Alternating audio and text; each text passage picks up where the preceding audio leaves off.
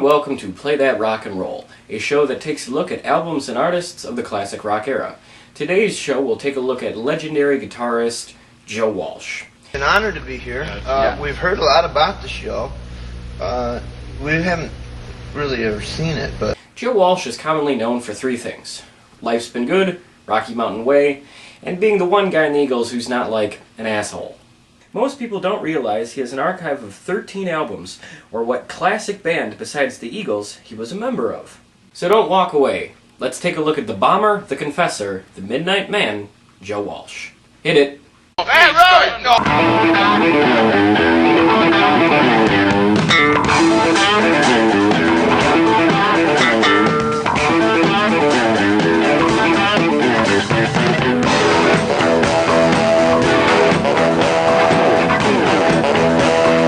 Joe Walsh was born in Wichita, Kansas in 1947.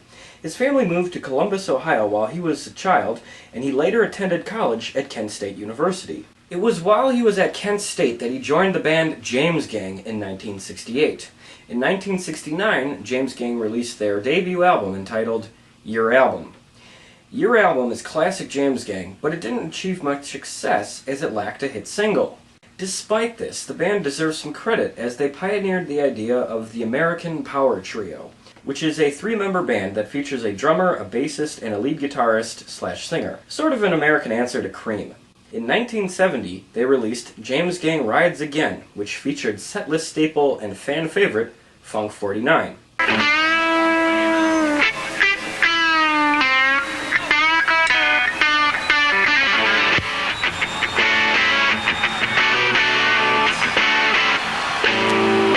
The James Gang's next album, Thirds, was released in the summer of 1971, and it featured the James Gang's most successful song, Walk Away.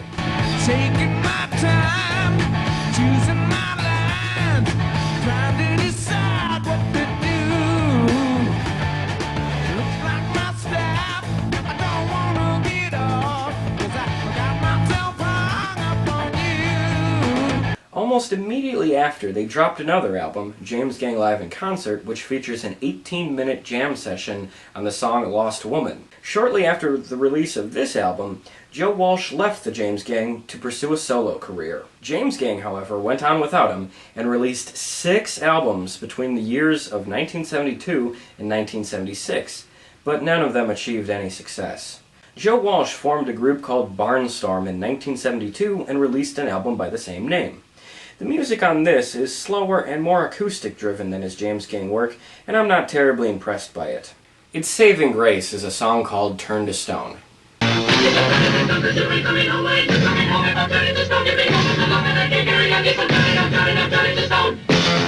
Yeesh, not that one. And you know it's getting stronger, can't last very much longer. Turn to stone.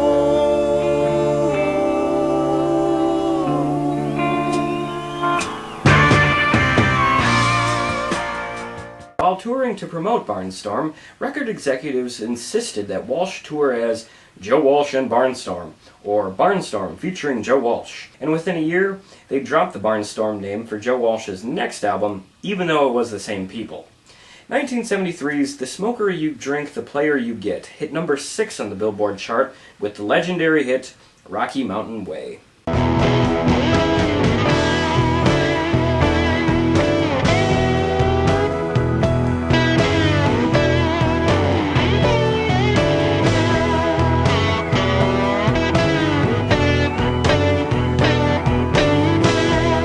Rocky Mountain Way is one of the quintessential songs of the 1970s, and it can be heard daily on classic rock radio, even today. I spent the last year Rocky Mountain Way. Couldn't get much higher. Also, this song pioneered the use of the talkbox.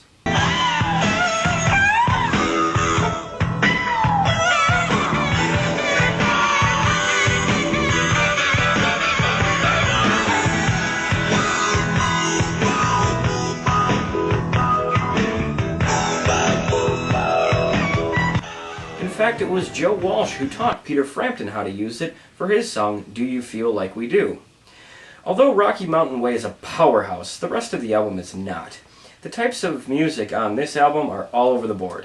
In 1974, Joe Walsh suffered the tragic loss of his young daughter Emma, who was killed in a car accident. This set Walsh into a deep depression that would lead to a divorce and a drinking problem, but also to one of his best albums. 1975's So What features a reworked version of Turn to Stone and setlist staple Welcome to the Club.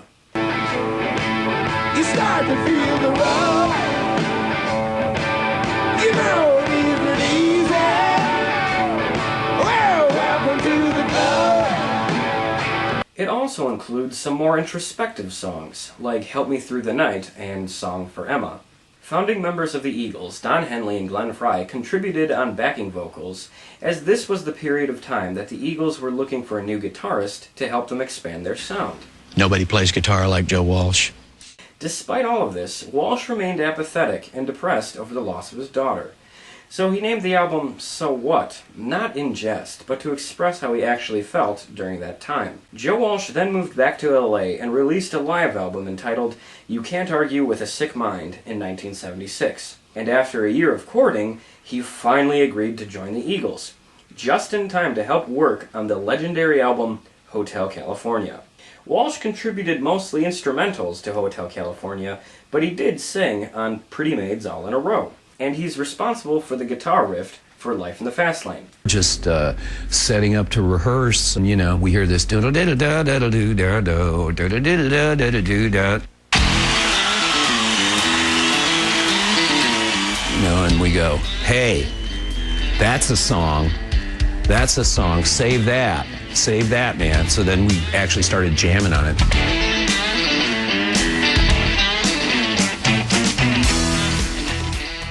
Much like Funk 48 and Funk 49, that riff began during a sound check. The Eagles would take 3 long years before the release of their next album, so Walsh had plenty of time to work on his next solo effort.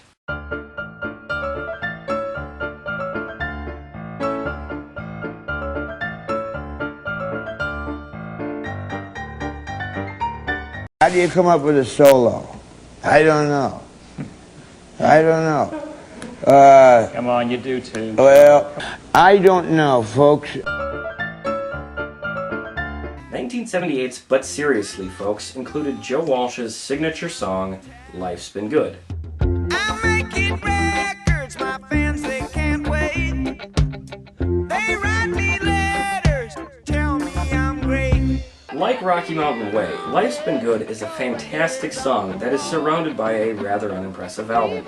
Most of the music on But Seriously, Folks is slow and a bit dull. The next year, Joe Walsh recorded the song In the City for the cult classic movie The Warriors.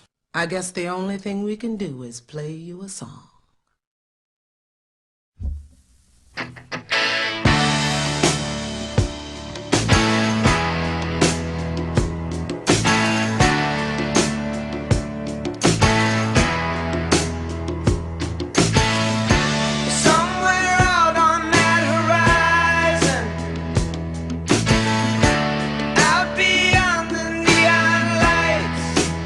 Now that is awesome. So awesome that the Eagles decided to re-record it for their album, The Long Run, later that same year. Through the late 1970s and up until early 1980, tensions in the Eagles rose to the breaking point. Randy Meisner quit the band, and a fight got physical between Don Felder and Glenn Frey after a concert in 1980. At that point, Frey called it quits and the Eagles disbanded, although Joe Walsh believed it would be only temporary and told reporters that they were just taking time off for solo careers up until the official announcement in 1982.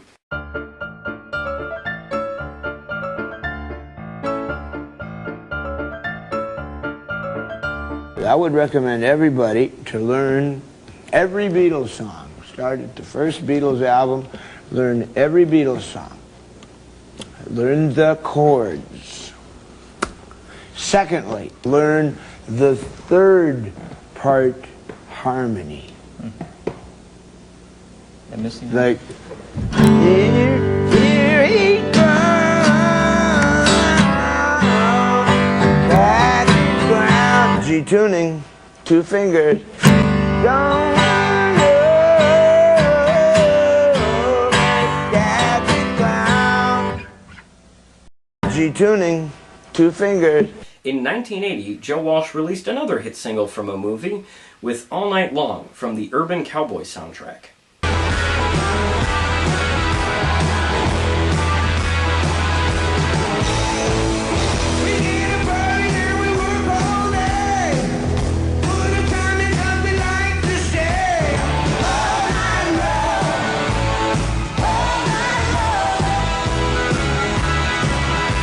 Walsh followed that with 1981's There Goes the Neighborhood, which features my favorite song of his, Life of Illusion.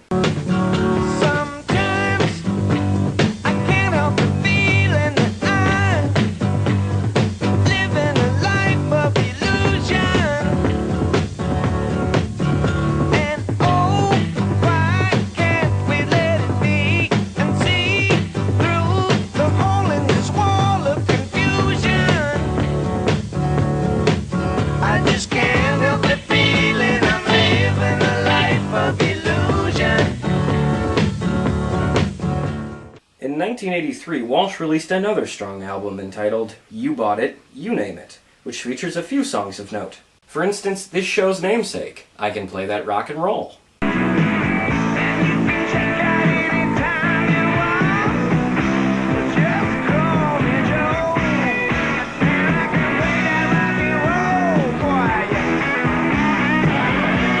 Also, one of Walsh's strangest tracks, Space Age Whiz Kids. I used to play that pinball. I used to go outside. I had to spend my money. Get on your bus and ride. I used to go out dancing. It also features a song entitled ILBTs, which is an acronym for I Like Big Tits. The song is a joke, and it was written to see if he could pull one over on the record executives. He did, and he was so proud of this that he actually performed ILBTs during his live sets in the late 80s and early 90s. You see 'em on the street, left and right. I like big tits, right? I try to look away, but I can't resist. Every time I try to call it quits, here comes some tits. That's a big 10 for big tits. What it is? I like big tits.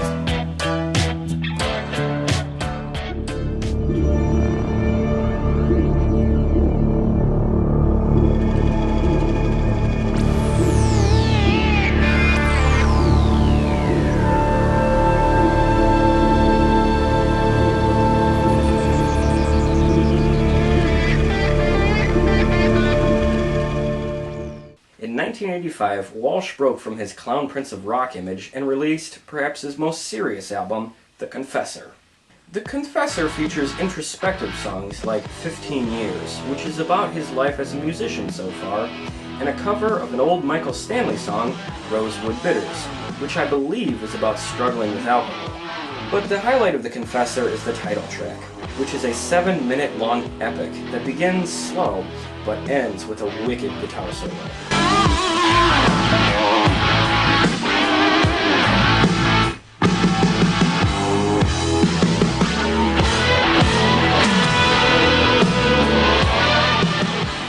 Later that same year, Walsh's record label released Rocky Mountain Way, a rather forgettable compilation album.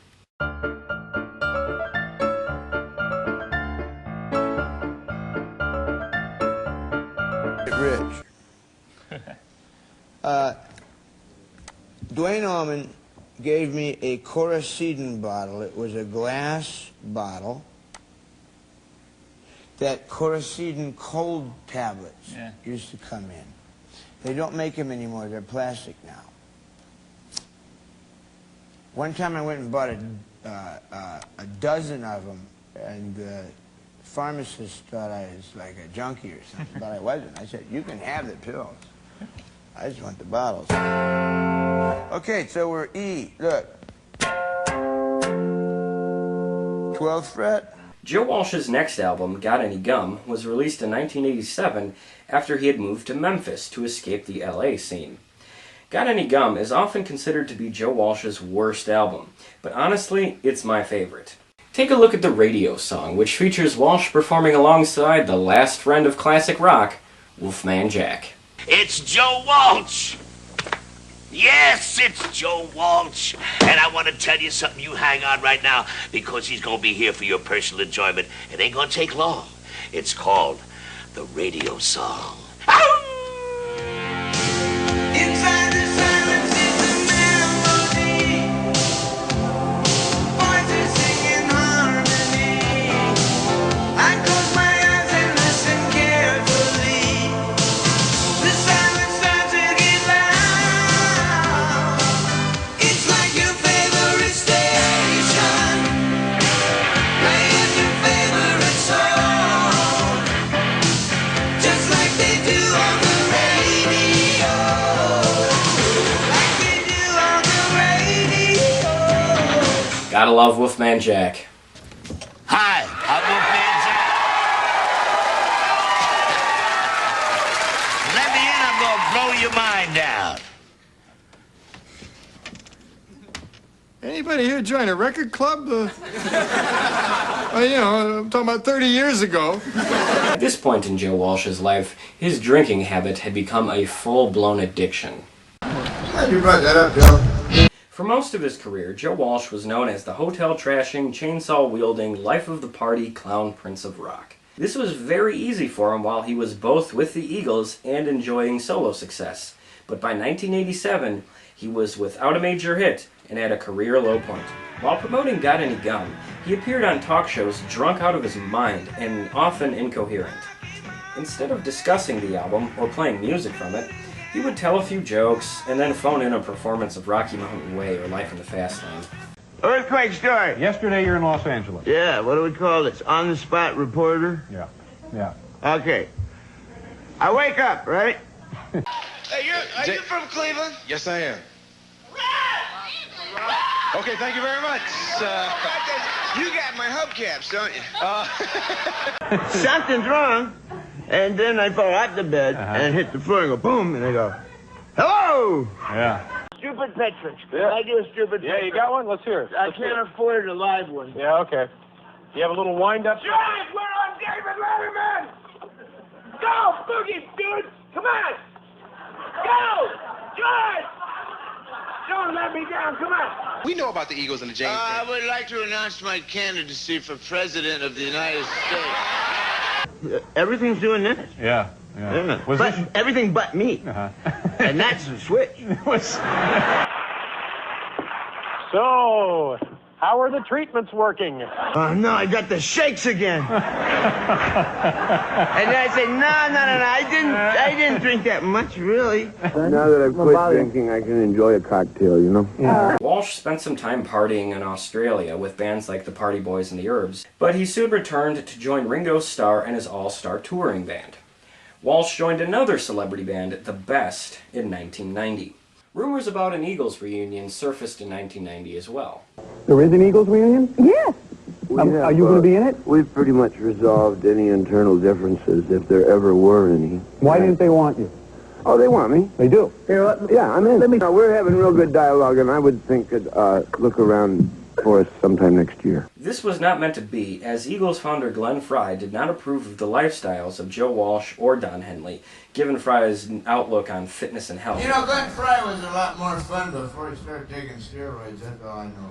Discouraged by this, Walsh dived deeper into depression. He released Ordinary Average Guy in 1991 and enjoyed a bit of success with the title track, but it didn't matter. Walsh told some interviewers that he didn't care about the album, and while touring as the opening act for the Doobie Brothers to promote the album, he was so drunk he often forgot the words to his own songs.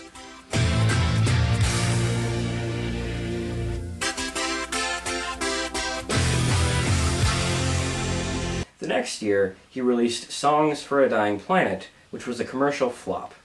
In 1993, Glenn Frey tested the waters for an Eagles reunion by recruiting Joe Walsh to join him for a summer tour as the Party of Two.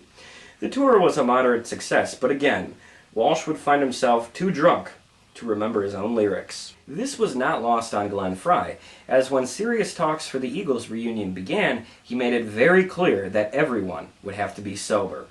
This left only one option for Joe Walsh: rehab. Walsh checked into rehab sometime in late '93 or early '94, and he has been sober ever since. He has written a song about his recovery called One Day at a Time, which was released on the Eagles' 2005 concert DVD. Hey, did you ever have something that was your favorite thing to do in the whole world and you had to stop? My favorite thing was drinking alcohol. I only got drunk once for 20 years. And I had to stop. The Eagles' Hell Freezes Over reunion album and tour were immensely successful, and Joe Walsh was back in high demand. He recorded a few songs for the RoboCop TV series soundtrack, including a duet with rock goddess Lita Ford.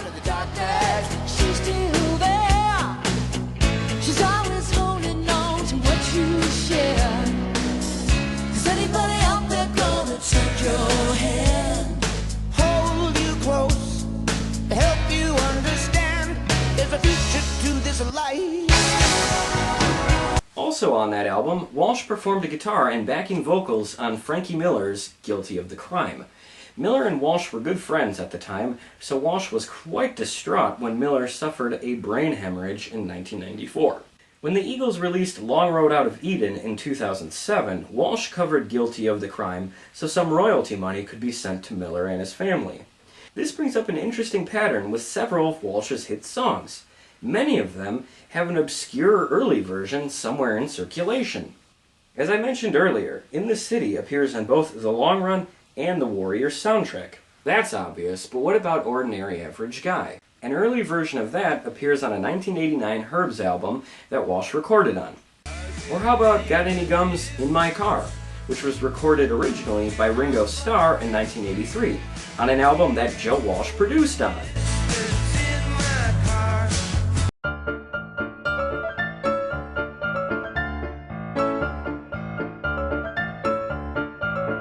Less is more. I find less is more. And really hooking up all this junk called technology to fix it later don't work. I'm worried we have too much technology and we're working for it. Everybody, all these young kids want to know, how do I get my sound? Unplug all that crap and roll the tape. Joe Walsh and the rest of the Eagles were inducted into the Rock and Roll Hall of Fame in 1998. Hey, how you doing? But since then, Walsh has kept a relatively low profile. He's performed on a few soundtracks, appeared on a few TV shows, and toured sporadically during what he calls Eagles downtime. He's reunited with his old James Gang bandmates a few times over the years, but never for a full tour, until the one they did in 2006. Nowadays, Walsh can be seen touring with the Eagles as he feels great loyalty to that organization. Just recently, however, he has announced that he has a new solo album in the works, and it is slated for a May 2011 release. Exactly 19 years since his last album, which was released in May of 1992. And I've got new stuff after about, I don't know, 18 years. Yeah. Haven't done an album, and I really like it. It's rock and roll and it's new songs, and hopefully it'll get out April, May. Alright, let's take a look at my bottom line recommendations. Here's top 3, bottom 3. There is another man's day. One man loss is another man's gain. One man lie is another man's truth. That's two sides of every story.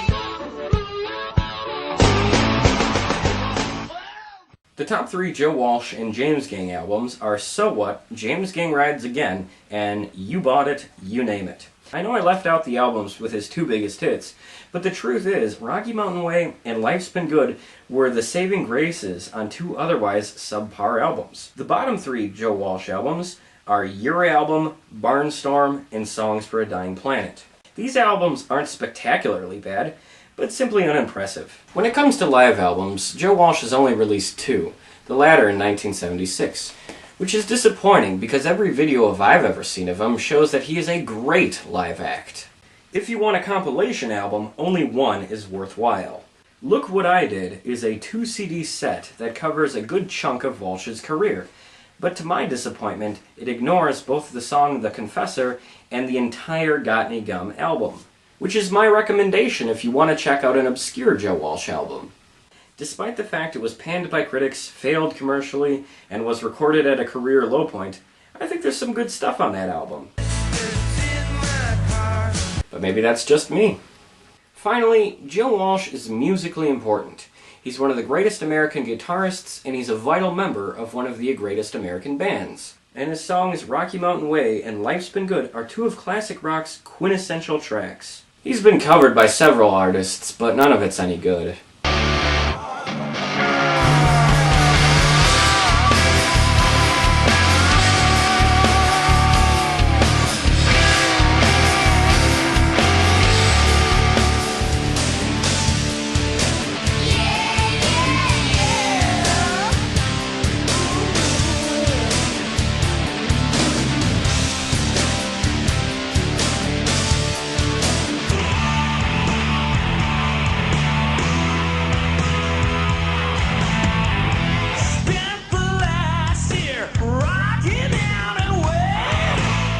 Come on, guys. Joe Walsh deserves a little bit better.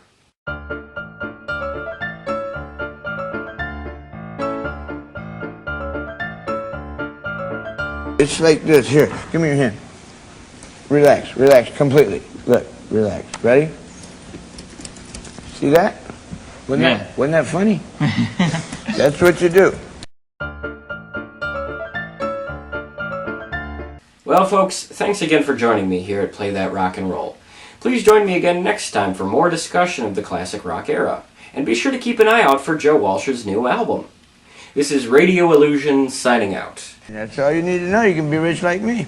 How you getting such a clear tone when you're not muffling on the other side of the slide? That's, Yeah, good idea. Well, I'm limiting.